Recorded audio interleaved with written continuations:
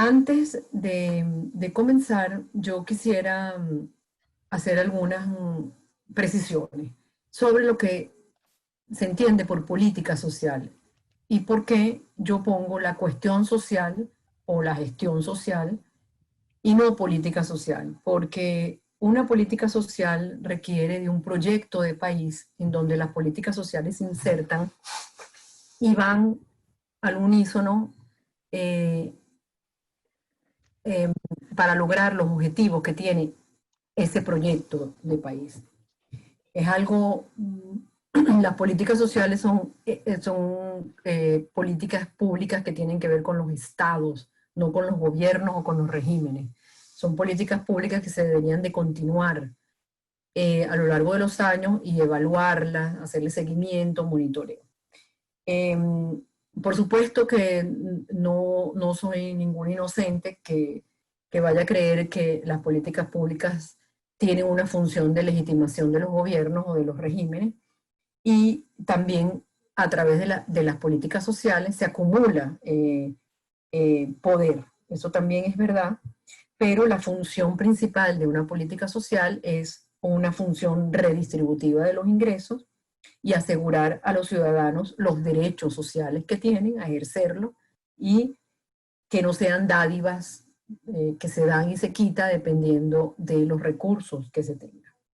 Eso, eso es lo primero que quería decir. Lo segundo tiene que ver con que Venezuela ha experimentado distintos modelos de política social en momentos históricos donde se vivió proyectos políticos y sociales diferentes.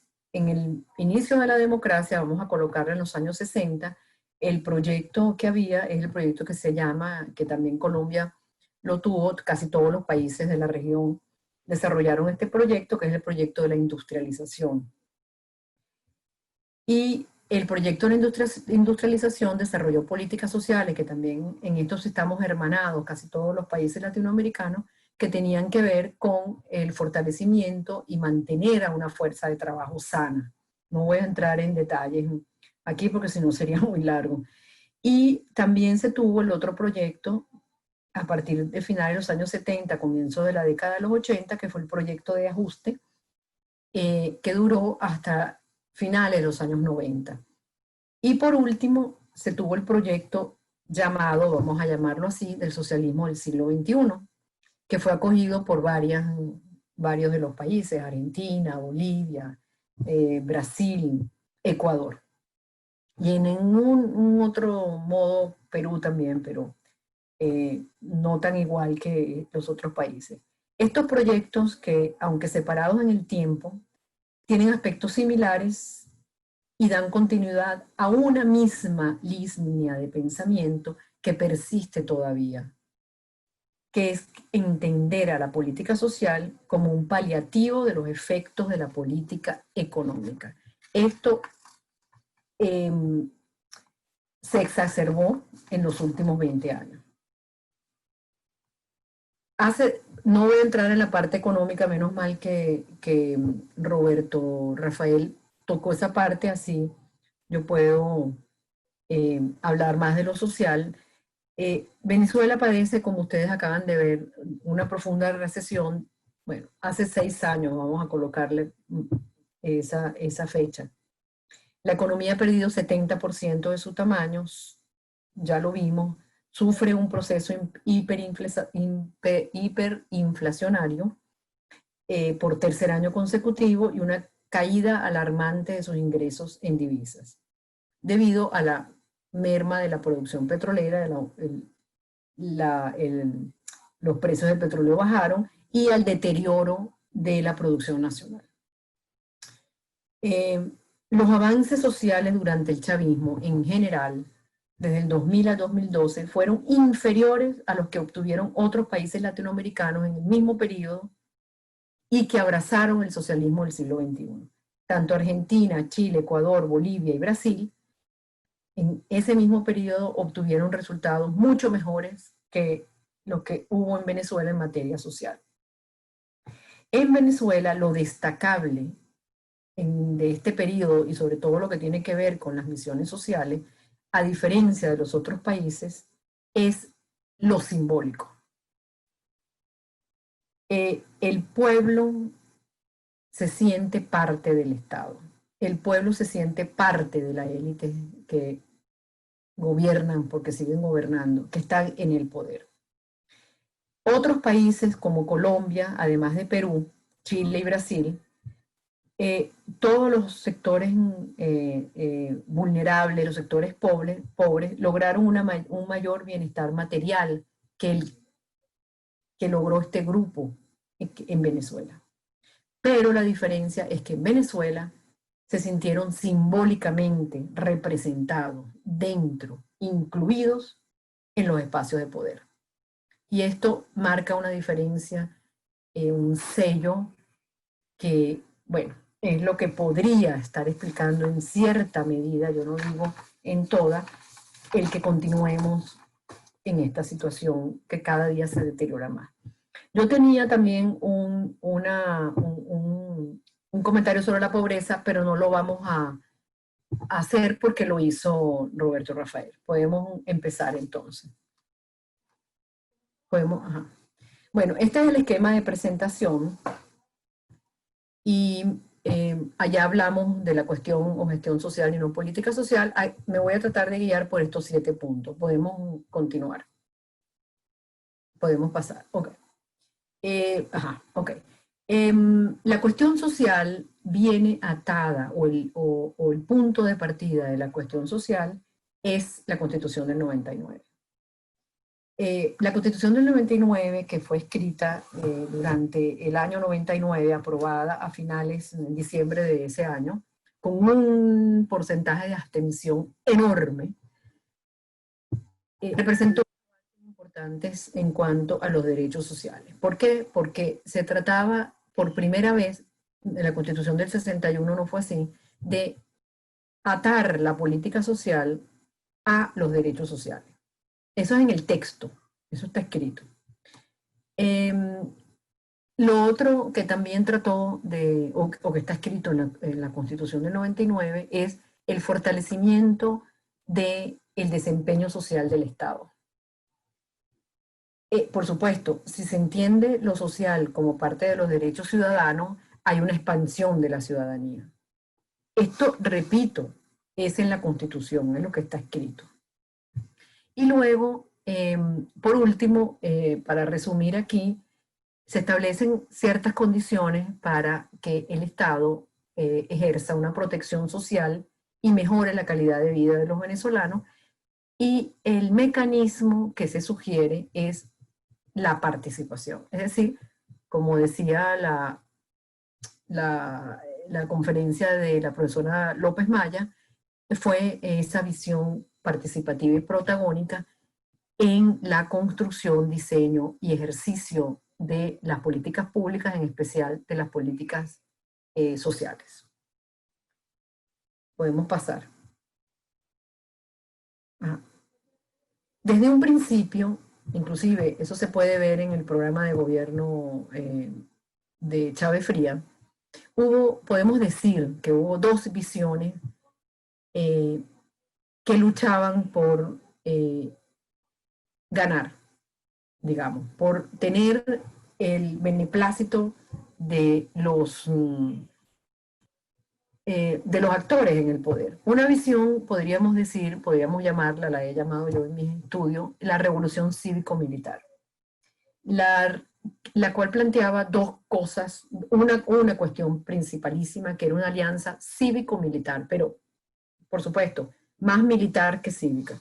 Aquí lo que proponía esta visión era liberar a la sociedad de la influencia de los sectores económicos capitalistas, internos y externos, e instalar una democracia popular socialista.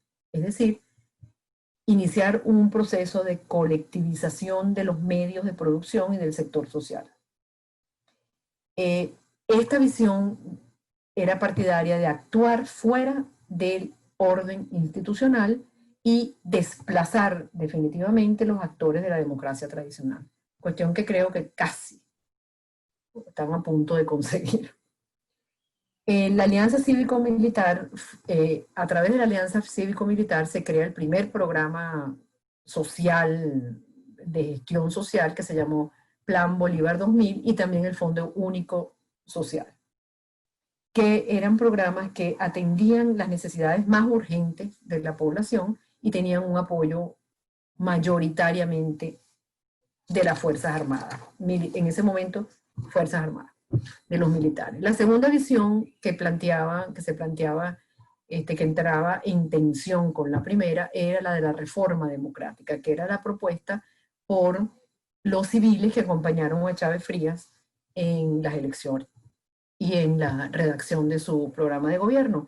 Esta visión, por supuesto que consideraba a los militares como actor principal también, pero era el avance y el diseño era más de los civiles. Y ellos proponían una democracia social y participativa a través del fortalecimiento de los sistemas públicos de salud, educación, seguridad social, etc. Todos los sectores que comprenden la política social.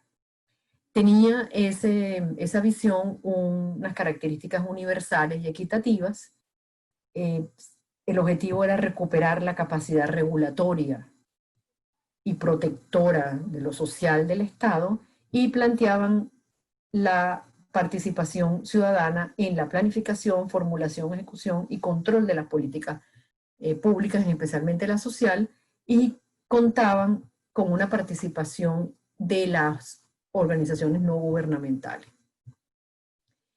Por supuesto que entre el 99 y el 2001 se produce una reestructuración ministerial del área social y comienza una tensión muy fuerte entre estas dos visiones que entran en conflicto, en desacuerdos muy importantes en cuanto al contenido y en cuanto a quién debe de llevar la dirección de esta reforma o de esta revolución. Esto aumenta la espiral de conflicto entre estas dos visiones, aumenta hasta que es derrotada la segunda visión, la reforma democrática, es derrotada, triunfa la revolución cívico-militar o militar-cívica con los sucesos del golpe de Estado de abril 2002. Esto es lo que echa el traste, lo que resulta en que la revolución cívico-militar es la que se está llevando adelante y la que se llevó adelante a partir del 2003-2004. Ok, podemos seguir con las láminas. ¿Cuáles son las características de la cuestión social o dónde podemos ubicar, en qué espacio o cuáles serían las características principales de esta cuestión social? Bueno, esta cuestión social se pretendió desarrollar en un espacio, en una situación de un profundo debilitamiento institucional. Eso también lo tocó Roberto, no solamente lo económico, sino todo lo social, todo el Estado tenía una erosión institucional profunda desde finales de los años 70, la década perdida de los 80 profundiza este debilitamiento y bueno. Esto produce una erosión en la integración y la cohesión social en el interno de la sociedad venezolana. En una encuesta que hubo uno o 2 años antes de las elecciones del 98, decía a una pregunta que si ellos querían un cambio, si la población, si usted piensa que debe haber un cambio, cómo debe ser el cambio, si progresivo o violento, la mayor, más de la mitad de los que fueron entrevistados contestaron que ellos se iban por un cambio violento, que ellos ya la situación en Venezuela no era inaguantable. Estamos hablando antes del 98. Esto ocasiona que haya la solidaridad se destruya, la integración no hay y la cohesión social es imposible de reconstruirse. Esto, por supuesto, es un caldo de cultivo para la ruptura social y lo que se generó después del 2003-2004, la polarización, no solamente política, sino social, cultural, ciudadana. En medio de toda esta situación, la ciudadanía no puede ser de otra forma, sino una ciudadanía muy débil. Una ciudadanía en que los ciudadanos no somos capaces de reclamar los derechos sociales. Y cuando los reclamamos, bueno, nos matan. Esto es así y ha sido así hasta hoy día. Esto, por supuesto, tiene que ver con la violación continua por parte del Estado o de los derechos sociales y políticos y un aumento progresivo del centralismo autocrático, un asistencialismo en las políticas sociales y políticas sociales que se vienen a desarrollar, podemos pasar a la siguiente lámina, con un control ideológico electoral. Entre 1999 y 2003, podríamos decir que la gestión social de la administración chavista continuó con los criterios y prácticas que venían de los gobiernos anteriores.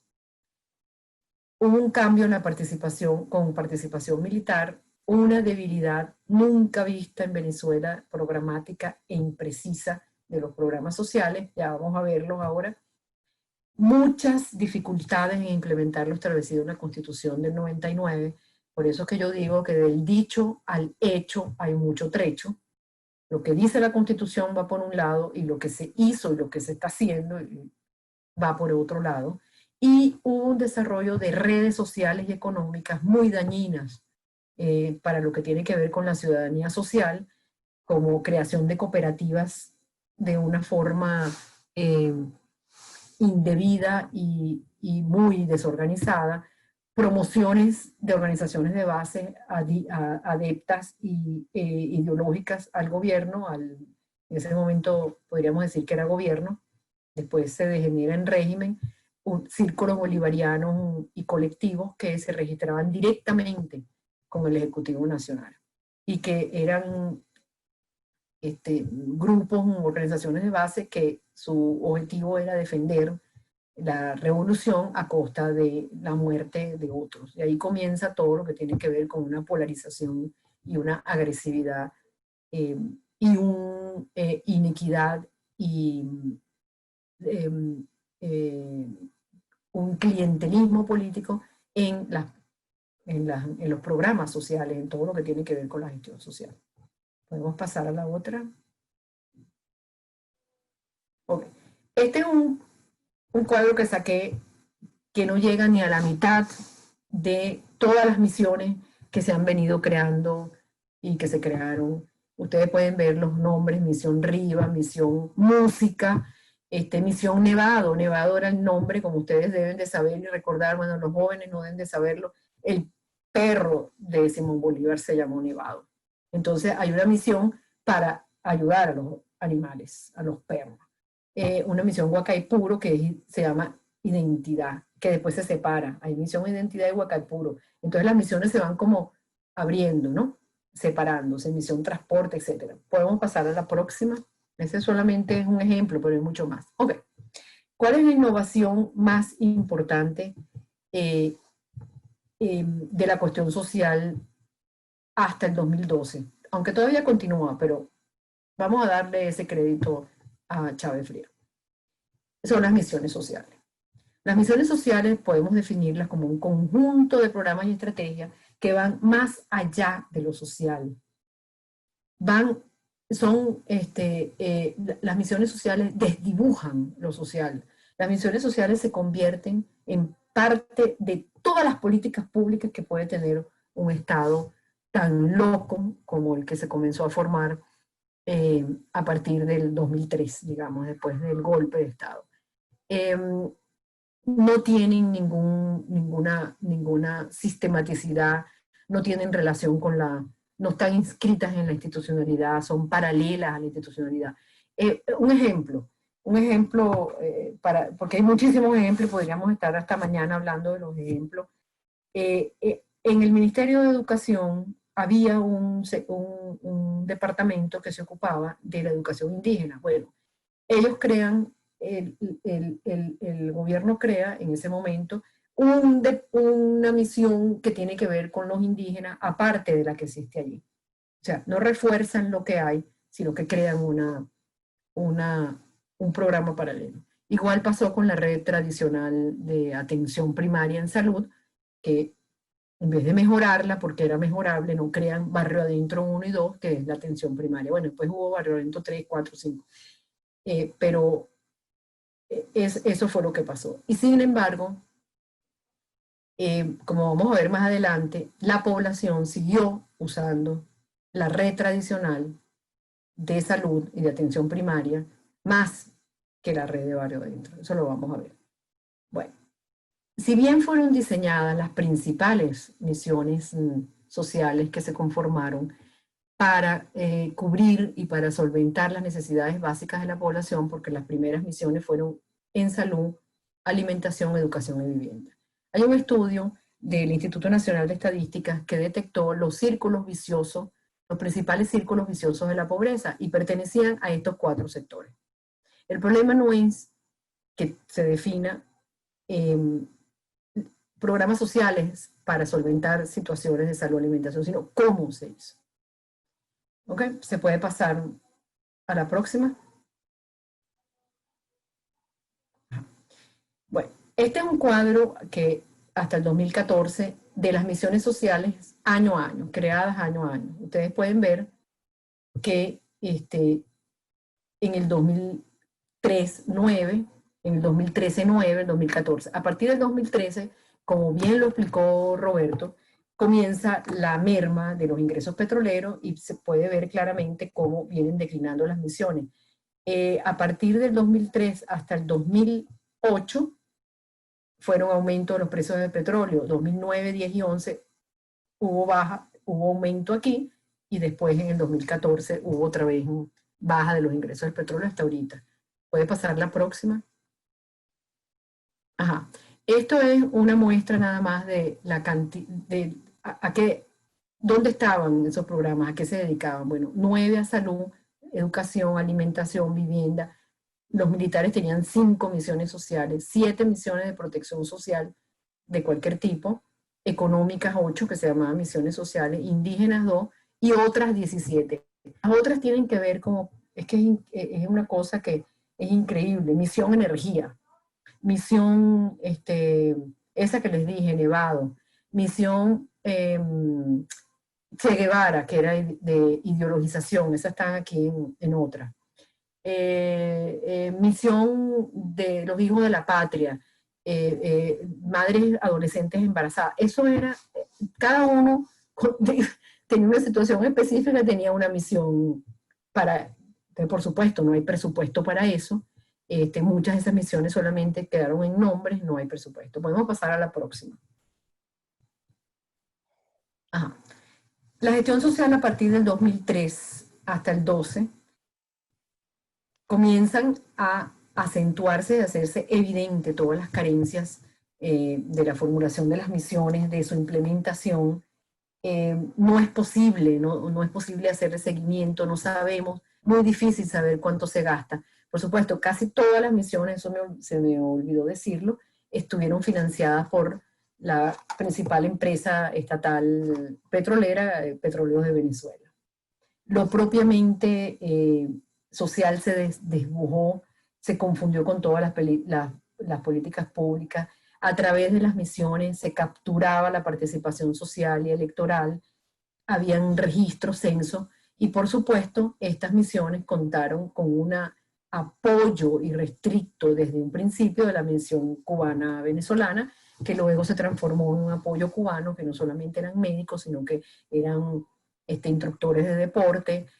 También los cubanos están en el sistema de identificación nacional con otra misión. Los cubanos concentran el poder, se lo pelean con los venezolanos que están ahí, y bueno, aquí hay un problema de poder donde nosotros no podemos sacar pasaporte, no podemos renovar un pasaporte, la cédula, etc. Y ahora con la situación de pandemia la cosa se hace un poco más difícil. Entonces podemos pasar a lo siguiente. Ok. ¿Cuál es el balance hasta el 2014? Bueno, si bien la Constitución del 99 fue un cambio muy importante jurídico institucional, que reconoce los derechos, como lo dijimos, reconoce la obligación del Estado en materia social y reconoce la participación en espacios sociales y responsabilidad social. ¿Qué pasó? Bueno, no hubo el desarrollo de las reglamentaciones y de las legislaciones que hacen posible que una política social llegue a puerto seguro. No hay leyes marcos, nunca se redactaron las leyes marcos, aún ahorita, 20 años después de de 21, bueno, también diciembre. Hay una ausencia de la formulación de una política social coherente, equitativa, de bienestar social, y el régimen tuvo una dificultad enorme en traducir los derechos sociales atados a una constitución y desarrollar programas y planes que tuvieran que ver con una política social integral de derechos sociales, educación, salud, etc. ¿Podemos continuar? Ok. ¿Cuáles son los nuevos programas sociales? Porque es que los programas sociales y las misiones sociales continúan, aunque ustedes no lo crean. Continúan desarrollándose programas sociales que son de difícil seguimiento, de difícil monitoreo, no se sabe cuánto se gasta, y hoy en día no se sabe de dónde salen los reales para poder seguir sosteniendo los programas sociales. Hay 3 programas sociales nuevos que son, que ustedes seguramente conocen el primero, que son los CLAP, ¿no? Los Comités Locales de Abastecimiento y Producción, que son en medio de la emergencia humanitaria compleja definida por las Naciones Unidas como un problema que tiene que ver más con la institución, con el Estado, más que una guerra, etcétera. Ya también eso fue explicado en otra de las conferencias.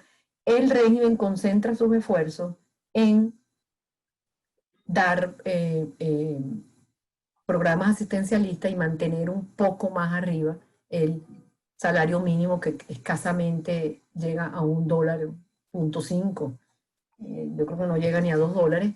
Entonces, dando una caja que se ha llamado caja CLAP o bolsa CLAP, que es una caja que tiene productos alimenticios, básicamente carbohidratos, arroz, pasta. También hay latas de sardina, latas de atún, cada vez menos, por cierto. Para, bueno, tratar de asistir a los más pobres, ¿no? El segundo programa social que está atado al primero es el famoso Carnet de la Patria, que fue creado en enero del 2017.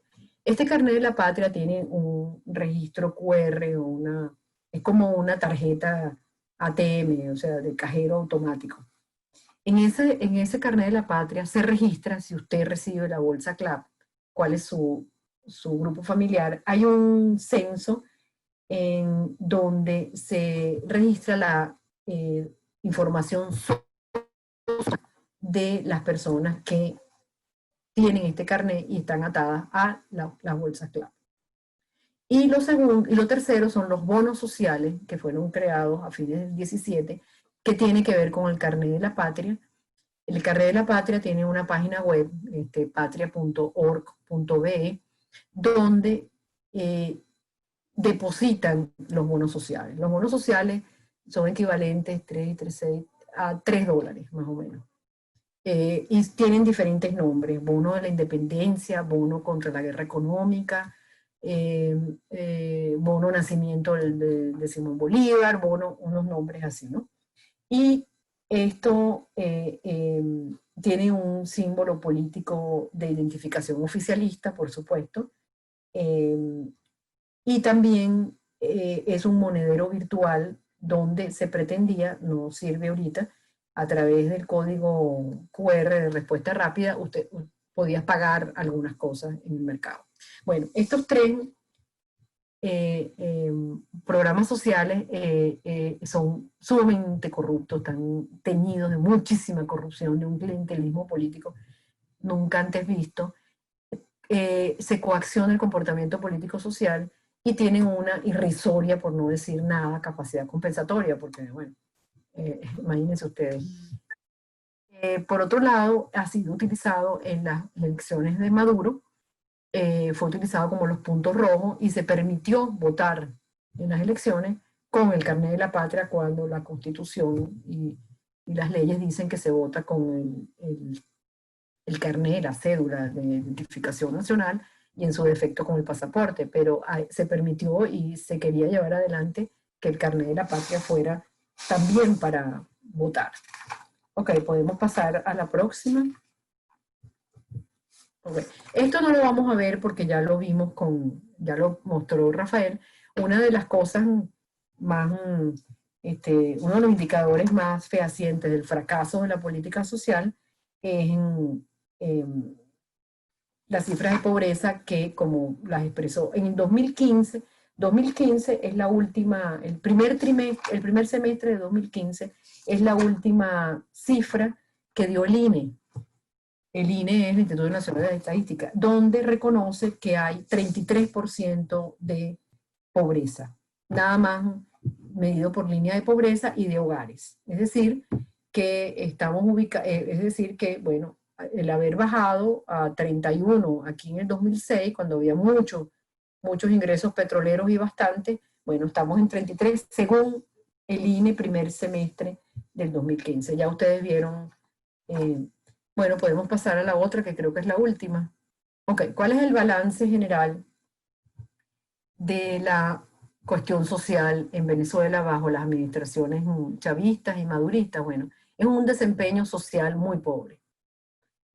Tan pobre que, bueno, las cifras de pobreza en COVID son altísimas.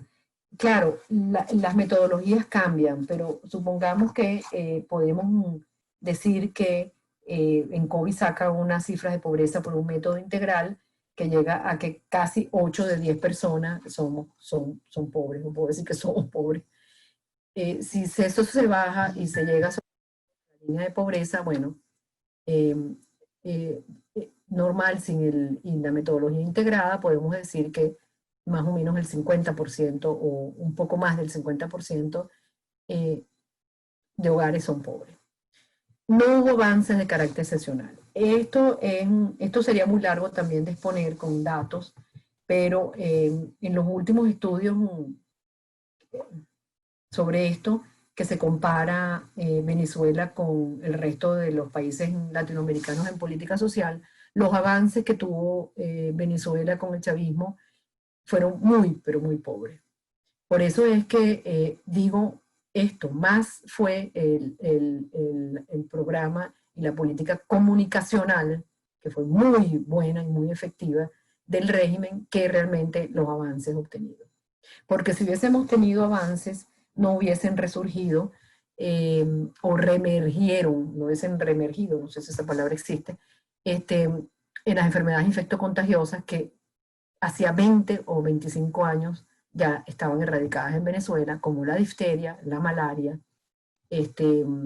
viruela, sarampión, aunque ustedes no lo crean, lechina, todas esas enfermedades emergieron o reemergieron. Yo no sé si yo lo dije en las preguntas, los médicos que se graduaron no tenían idea de la difteria. Se le presentaban los pacientes enfermos y no sabían qué enfermedad era esa, porque hace 20, 25 años no la teníamos en Venezuela. Eso también dice, por otro lado, las coberturas de las vacunaciones infantiles, ¿no? Que son muy deficientes. Bueno, la otra cuestión es un descuido de la calidad institucional. Ya eso está hablado, unos programas sobre programas paralelos a la institucionalidad, una ausencia de seguimiento y evaluación, no sabemos cuánto se gastó allí, se desprofesionalizó todo lo que tiene que ver con los profesionales de lo social, se recentralizó y se centralizó la política social cuando habíamos pasado por un proceso de descentralización y bueno, tanto en economía como en lo social hay atrasos y ausencias en cuanto a la información.